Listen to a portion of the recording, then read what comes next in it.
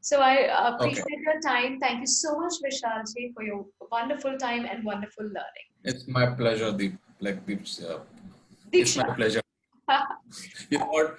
I have somebody, who has a Yes. similar name. Her name is Deepshika. So I keep her because, she is my Yeah. direct report. So Awesome. thanks a ton, Diksha. I truly appreciate you reaching out to me as well. Okay. Chalo, go ahead. So good to roll. Yes, I'm good to roll. Thank you. Awesome. Thank you so much, Vishal. So thank you for joining everybody out there. And you want me to give that? Oh, sorry for that. But for my team. So team will go here and there, so you can see my team with the camera all over here. So perfect. So thank you so much, Vishalji, for giving us a precious time of yours. And thank you so much for this series where we probably learn a lot from you, how to become a good leader, how we can survive through failures, and why not to take failure as failure, but then a lot of challenges and learning outcomes from you. You know what? I was never a very outgoing individual, in fact, and then I was very shy overall when I was a kid, and that affected me in school a bit. I had very limited friends and whatnot. Then when I entered college, I realized it's not going to take me anywhere. So that's the first, I would say, spark of self-awareness. I kind of realized that I had to do something about this. If I had to succeed in life, and it worked because I started working on myself. I started going out, I started talking, I started speaking to more people. And even then, when I was a student, I started speaking to more leaders outside. I started taking their thoughts and views on what I think, and kind of having a debate. And it helped me, and eventually it actually helped me in my professional career also. And one thing that I've learned is, if we operate from a fearless approach, things can never go wrong. If we don't operate from that domain, from that paradigm, we will always falter, we will always have doubts on ourselves. That's actually one.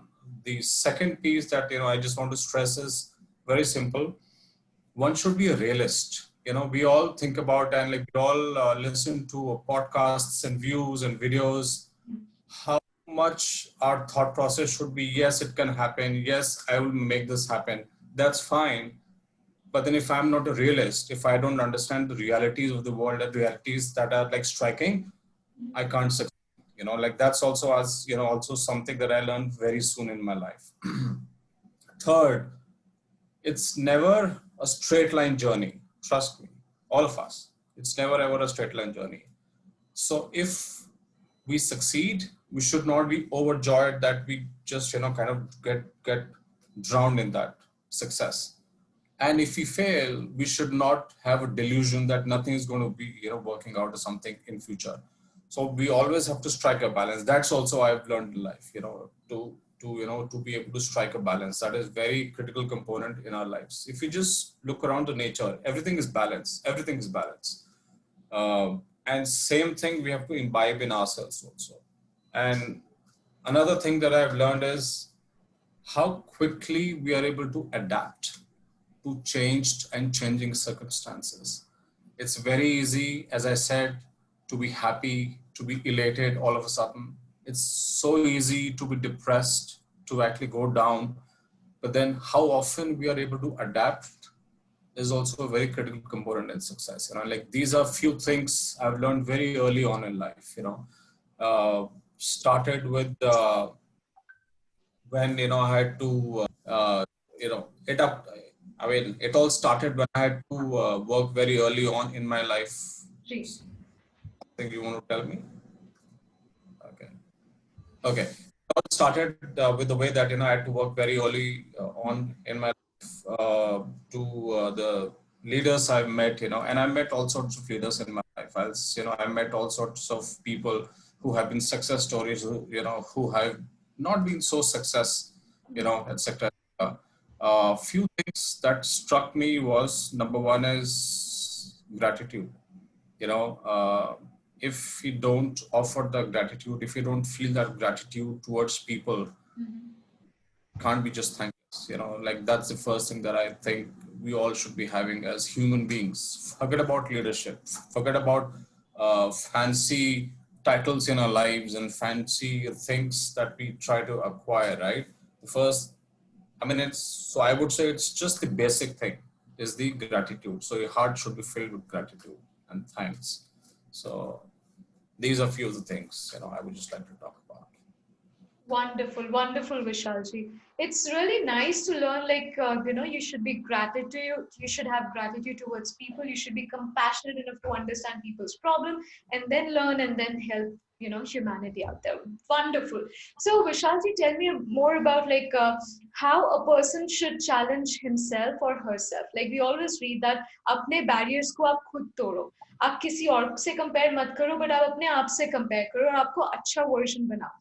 तो आपके understanding में, या आप हमारे जो young millennials हैं या जो सीखने वाले हैं उनको आप क्या सलाह देना चाहोगे कि कैसे आप अपने आप को चैलेंज करो every day, like how you create your own challenges and you can break your own records, how important that is. Over to you, sir. Sure. Yeah, I love to answer this question. It starts Ji. with the very basic fundamental concept is we all love gratification, instant gratification all the time. And the direction to gratification is always easy. We all like our comforts. And I'll give you a very small example. Let's just say if I like a TV series, right? And I like lots of them, by the way. My first thing or my first reaction is, you know what? I'll just go and relax. I'll keep on watching the TV series and I'll ignore the urgent things that I have to do, maybe in my work or in my life and so on and so forth, right? Let's just say if my little one, 4-year-old one, she's demanding attention, I would rather watch a TV series because in my mind, this is how we are all wired as human beings. Instant gratification, it just gives us comfort. But the moment we have that self-awareness, we just have to break this and go for the difficult things, right? Because of the larger goals, because of the larger success, because of the future success. So we have to have that vision. So number one step is develop that vision, go for that vision. And in that, the path is never going to be easy. It's always going to be like difficult. There is when you will think of challenging yourself. Now, when you start challenging yourself, you have to be smart about this. It's not something, that let me just go and jump from the first floor. That's also a challenge, but that's churlish, So just sort of look around. What are your strengths and what is it that you would like to do in your life, right? From that angle, just focus, just sort of sort down and dive down into the areas that you feel very strongly that you have to be an expert at, right? And then go into it, challenge yourself, learn extra, be the best, strive for excellence. So I would always say strive for excellence. Automatically, on a daily basis, on a weekly basis, on a monthly, yearly basis, so on and so forth, you will start challenging yourself. So I would again repeat, it starts with the thought process change, then the going in terms of challenging yourself. Perfect. But one question, like a lot of people talk about the same stuff, but then लोग comment में छोड़ के चले जाते हैं कि sir या ma'am आप बताइए कि हम लोग passion को कैसे ढूंढें? Like people say find your passion, but the question is how will I find my passion? So yeah, I love that question too, like Diksha. So let me just try answering this because this is something I've also done in my life, right? From very early on, and I always like what I wanted to kind of do. But I've tried different things also in my life because before coming to HR, I was in the business side of it. Then I transited to HR.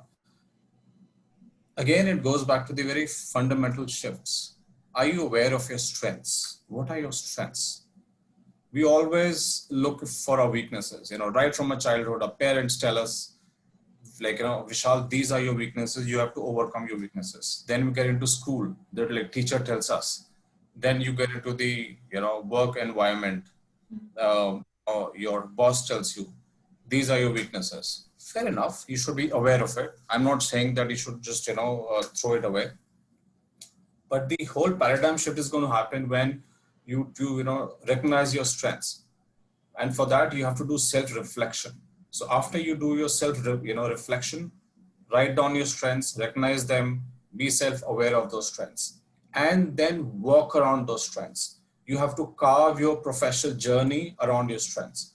Now you may ask, Vishal, all right, but if there are certain weaknesses which are, cripplers in your professional careers, or we actually call it in, various assessments, derailers, how do you overcome those? A, you should be aware of those weaknesses. Number one, you should have, always have a work around on those weaknesses, but also take help from the others who have a different set of strengths. They might take help from you in those strengths. So it's a collaborative environment. But again, coming back to the main question, that how do we develop that thing, that like spark, operate from your strengths. I would still say that. But first, you have to recognize, imbibe, and then always operate from your strengths. That's it. Okay. And yeah, that will always, that spark will always follow you. Otherwise, you keep on struggling in your life, in your career. You will keep on falling down and not even understanding and knowing, or realizing as to why this is happening, because maybe you're not interested. Your deep interest and keen interest lies somewhere else. So I just want to give you a very small example. So I used to know somebody who used to be in HR long time back, 20 years back. Yeah, I used to work very closely with him. He used to be so interested in tattoo art that even in the office, times I caught him browsing designs. So I asked him one day as to why don't you just go and do. Said, no, Vishal, you know what? I'm scared because who knows? I'm not successful. Maybe I'm not successful. My family is going to be, laughing at me and so on and so forth, right? yeah, Just sort of give it a try. And trust me, he's a very successful tattoo artist today. He's not in HR. He's not in the other domain or business. He's a very successful tattoo artist because he loved doing that. He recognized his strengths very early on. A lot of us don't do that. We take our own time, and sometimes it's a lifetime, and we keep on struggling. And so like those were some of the, sort of that just came to me. that's wonderful. That's wonderful answer and articulation, and you summarize it beautifully in one packet, which is encapsulation, and people will like listen to that, open that packet, and understand what is it. So beautifully done. But one question, Vishal, because all the HR and all the industry, when we probably as a student, when we are doing masters, we read behavior analysis, we read corporation, we read BIS, and all those subjects are there. Where in the subject or in the graduation time, people talk about SWOT analysis अपना करो, strength ये सब आप अपने sheet पे लिखो. अब उस दौरान भी क्या होता है कि बहुत स्टूडेंट्स बोलते हैं यार ये वीकनेस होगा, यार ये मेरा स्ट्रेंथ है, मुझे समझ ही नहीं आ रहा. तो आज आप थोड़ा सा इसको डिटेल में बताइए कि हम अपने स्ट्रेंथ और वीकनेसेस को कैसे पहचानें, और क्या कभी हमारे वीकनेस हमारी स्ट्रेंथ बन सकते हैं किसी काम में, अगर हाँ तो हम मतलब क्या करें, because these are the basic question but everybody is confused around there. So Vishal ji, I want you to help us out. Okay. Over to you. So I will, yeah. So it's not easy. I mean, it's not an easy question, and it's so still like to answer this. And I'll give you a small example of it, right? Sure. For that, you have to do a bit of analysis yourself.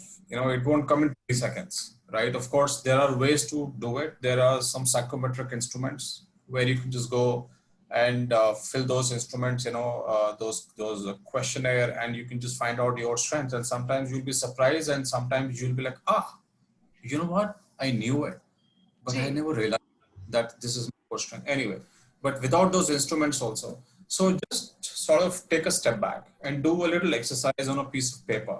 Just write the things that you really like doing in life. It could be as simple as like talking to people. It could be as simple as helping others, or it could be I love writing. It could be I would like to write whenever I get time. Or it could be like I would love to speak. So for example, Diksha, you would have thought at some point of time, I love to interact with people. I love to speak out, and I like to ask questions. Or it could be, I like solving mathematical problems. Or it could be, I like counseling people, and I give so many other examples. Of course, there are different people out there in the world who can think of different examples themselves. So the moment they do this exercise, then you have to shorten it. What do I like the most out of these and why? You should always ask, why do I like these questions, these facets or things. Then you go deeper. Okay, I've already answered my why. Have I done it, or I would like doing, or if I've got all the wealth in the world, if I've got all the support of my family, if I have to do anything, will I do this? Do I like doing this? So I'll just give a small example. Sure. I like reading, and I like writing also, and I like speaking also, and I like counseling people also, right? So these are things that I'm very passionate about, right? So kind of similarly, those people also have to think. They just have to do this exercise, and they have to just come out of those trends. It's not a question paper that they have to fill in 30 seconds or 1 minute or even half an hour. You have to take days and weeks if you have to, and eventually you will just find out. That's one bucket. The second bucket is, sometimes we feel that it is my calling, but it turns out it's not once you dig deeper. So it's called the trial and error bucket, I would like to call it, right? So do that little trial and error. It's just one life, and you have to find happiness. You will only find happiness if you like what you're doing, right? So that's the second bucket that I would just like to talk about, right? So if you just combine all of this, you will find your calling, and this is how you have to derive your strengths or your focus areas in your life, or your calling in your life. Sure, sure. Wonderful, wonderful, Vishalji. Now, related question है because ठीक है मेरे को समझ में आ गया these are my strength, these are my weakness and I know exactly what I'm good at और मुझे बहुत अच्छा लग रहा है कि मैं खुश हूँ इससे. That means this is my life. But I've seen people who are like 30 years, not 30, but 30 age में they opted like engineering and now they are a successful HR or they have done something and now they're a successful leader maybe in FM or HR or maybe opening up their own business. Here, what's your thought process like? Lot of people think about कि मैं ये करता हूँ 20 साल तक फिर मैं शायद शेफ बन जाता हूँ. So आपके विचार में ऐसा क्या है कि क्या हम अपनी लाइफ के कोई भी लीडरशिप रोल या किसी भी तरीके का जहां हमें पहुंचना है क्या वो चेंज हो सकता है या हमें एक ही काम 10 साल तक करना जरूरी है या मैं उसी में अच्छा हूँ और लोग नया चीज करने में घबराते हैं. तो आपका क्या पॉइंट ऑफ व्यू है इस पर्टिकुलर पॉइंट पे कि look up for new things and do new. So again, I will tie up to my earlier precinct or my earlier thought that I shared, that you have to do something, or you have to do something that you're truly interested in. Your true interest. Let me again give some of my views around this. Say for example, somebody said like, well, I'm the HR for 10 years. After 10 years, I'll become a chef.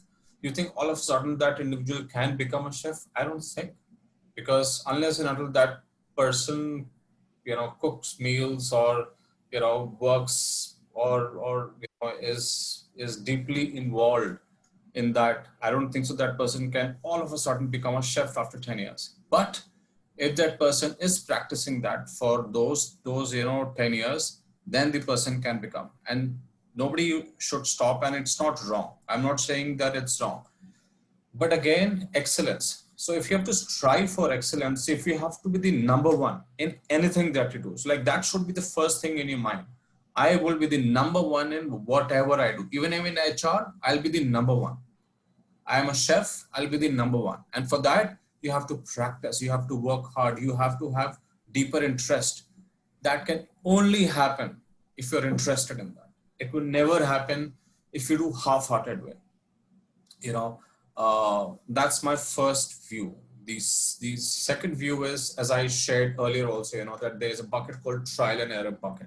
Because sometimes we also do not realize that like this is my calling or these are my strengths. You just trial and error and you figure out, you know what, I really want to become a chef, or I really want to become something else. So let me strive for that.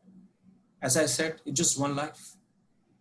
Just, have just live your life the way you want.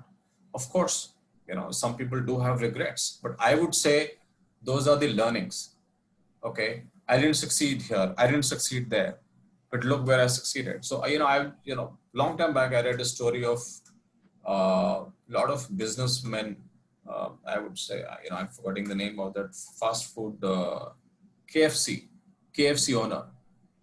He was a failure in so many jobs, so many businesses that he got involved in earlier.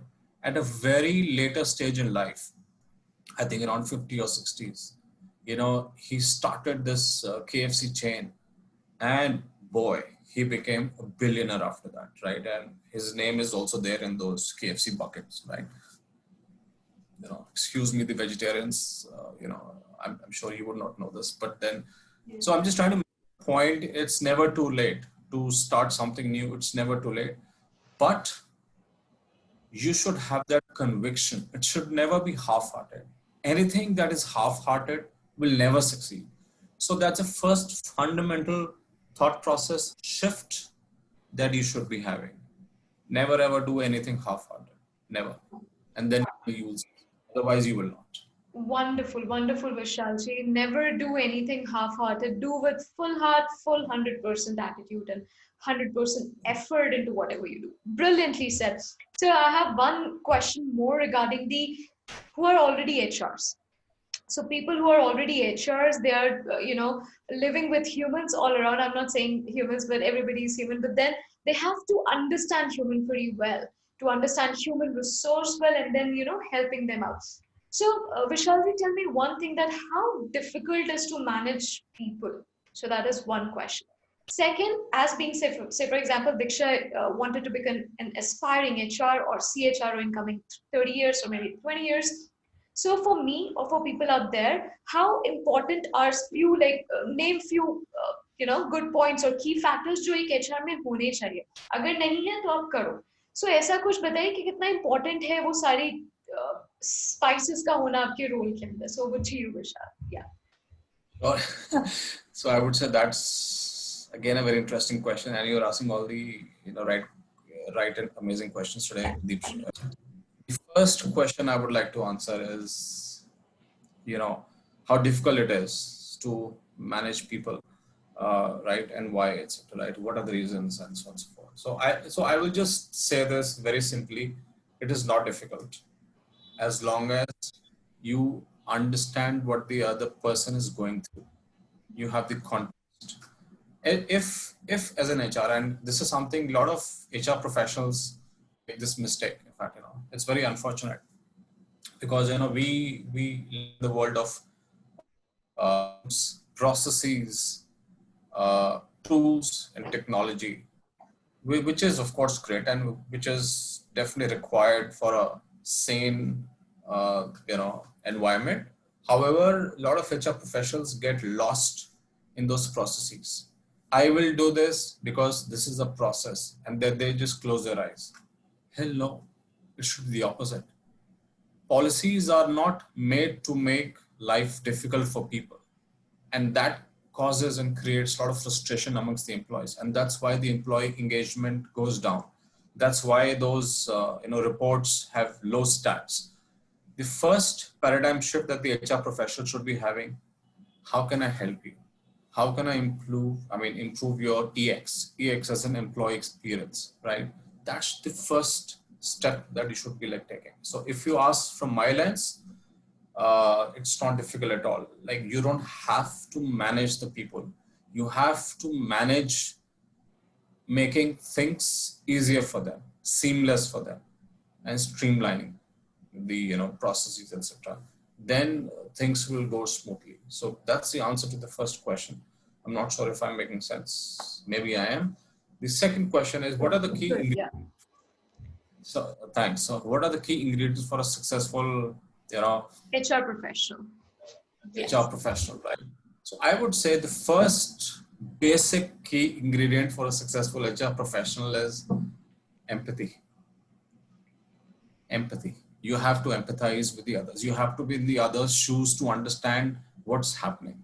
A small example here, without dragging too much. is, let's just say if somebody is not doing well, the employees' ratings are coming down. You know, a very simple explanation is, oh, the employee is not doing well. Let's just start looking for a replacement. Let's just put the person on a plan, improvement plan, and so on and so forth. But nobody understands why the person is not doing well. Is there a problem in the family? Is there a problem in the work environment? Right? So one has to dig deeper and not just sort of scan the surface. So that's the first thing, empathy.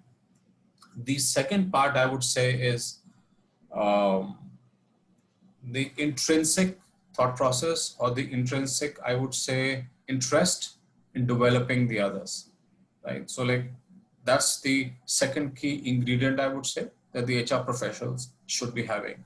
The third is understanding the business completely.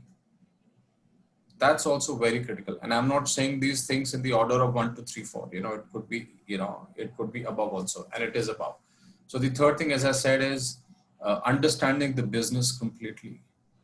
What is the value I am contributing in the business, to the business? That should be the main focus area, right? Uh, and do I truly understand the business before I talk about people, before I talk about the HR systems and whatnot, right? There has to be a true integration. Fourth, I would say, is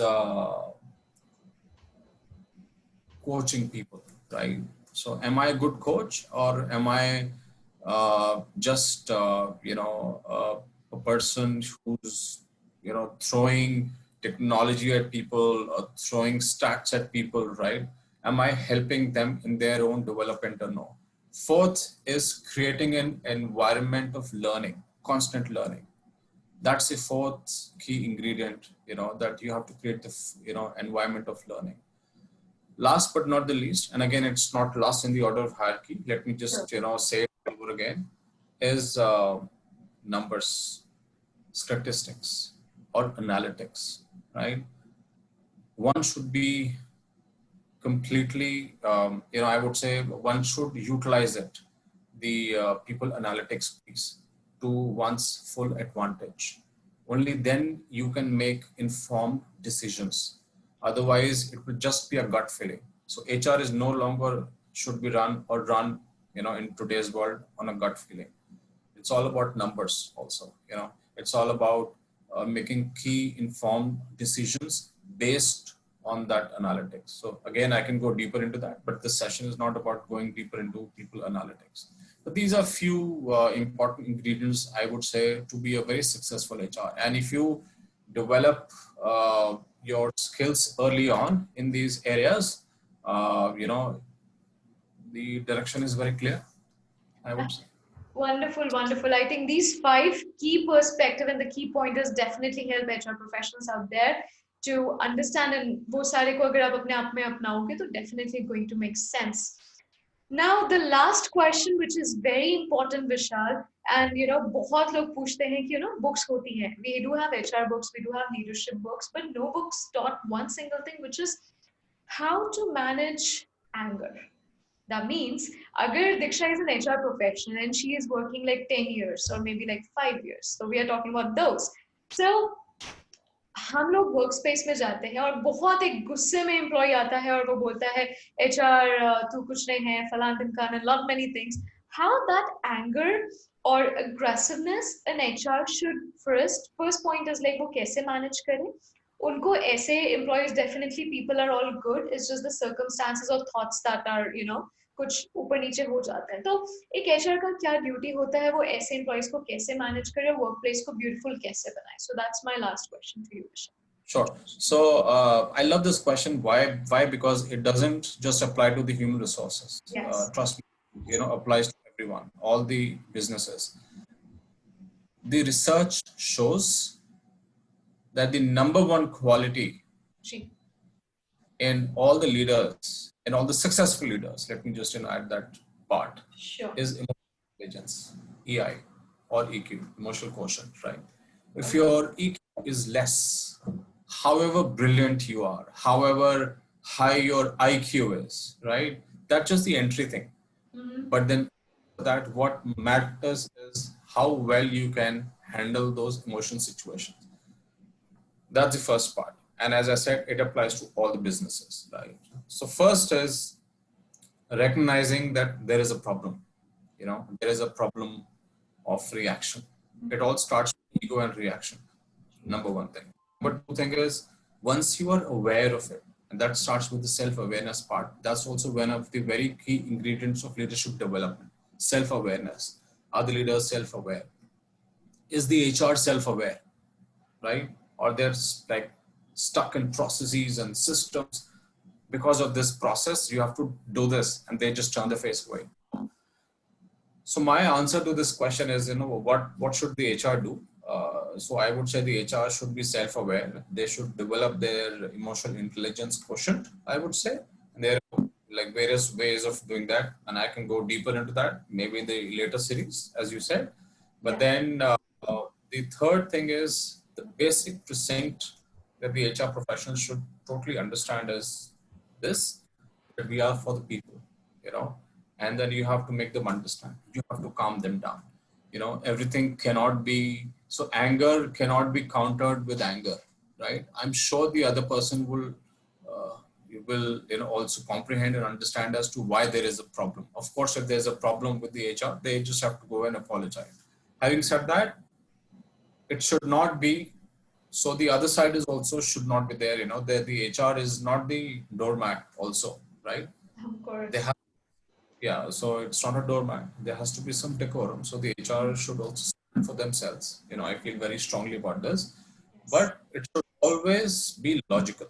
It should always be logical on either side, whether it's HR or the employee side. So because HR is also employees, right? So HR is not a tool that we are applying, though there are different tools. So like that's the short answer to your question. Perfect, perfect. Thank you, Vishalji. I think every person, not even employees, because everybody is a part of workforce, and we are working forward for a company objective or a company goal. So I think why we think about only HRE compassionate, or I think everybody should be compassionate towards HR as well. They are humans. Yes. They also have a beautiful heart, and we should love them with full heart. We should also understand them that they are not only for a few things like managing people, they are doing n number of things to make people happy, make their life happy. So wonderful. I appreciate, and I would love you to come in all my sessions, and we have a very particular and niche agenda next time apart from the leadership.